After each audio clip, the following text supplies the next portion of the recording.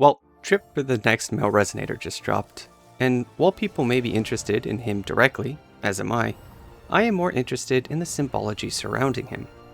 One of my favorite Wuthering Waves theories is about the quiet role of roots and trees in Solaris 3. So you can imagine my excitement when I saw this massive tree in his trip marketing. When we first arrived in La Hairoi, there weren't any roots scattered throughout the countryside, like in previous regions. But don't get me wrong, there are the Bjarder Woods, and its giant petrified roots and giant sunflowers, but no active biological root system. And that is when it hit me. There were a few mentions of unstable tectonics in the La Hairoi region, and specific mentions of how a large part of the exostrator's components restructured themselves into bionic structural formations embedded within the geological strata. These are the spine-like structures we see throughout La Hairoi, which I mistakenly thought were ruined void worms. But now I am confident they are these so-called subcrust spines. These spines therefore serve the same or similar purpose as the roots of the upper strata where Jinzhou and the rest of Solaris 3 resides. But what does this have to do with Luuk and the live tree he is sitting on? I don't know a ton about mythology and literature, so I'll leave that to those that do. The Sydney Mar, life lessons, fat fluffy penguins, etc. of the world. However, I do want to touch on a connecting theme with Luuk here. At first, I thought that Luuk might have been the narrator for the special record Star Trek Collective video we saw a while ago. But listening back to some footage, in-game and the record, the voice is different.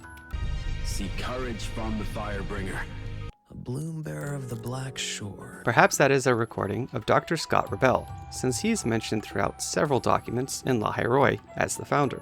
What is important for this context, though, is the mention of seeking courage from the Firebringer.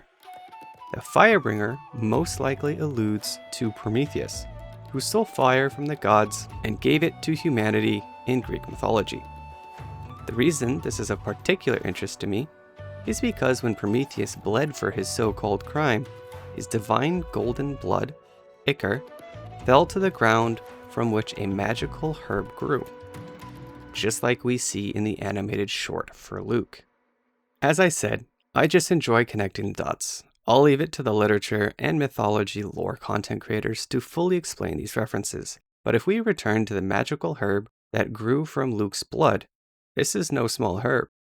If this art piece is done to scale, except for Luuk obviously, then this tree is likely the largest we have seen to date, even if we compare it to the dim forest tree if it were intact.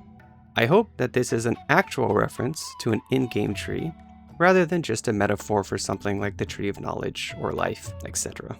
If it is an actual in-game tree, then this might hint that these massive trees originated by a similar process shown here with Luuk, inspired by Prometheus.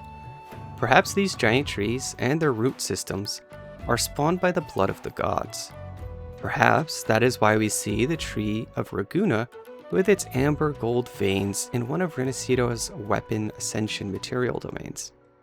Perhaps the tree of La Hairoi, if there is one, was spawned from the exostrator, or the blood of the exostrator, if it has such a thing. We will have to see. One thing I know for certain though, after reading the drip marketing excerpt, his past is one of blood and lies, but he refuses to be defined by his past, never relenting in his effort to cut open lies to reveal the truth within. Luuk is the antithesis of Cristoforo, the king of lies. I don't think they'd get along.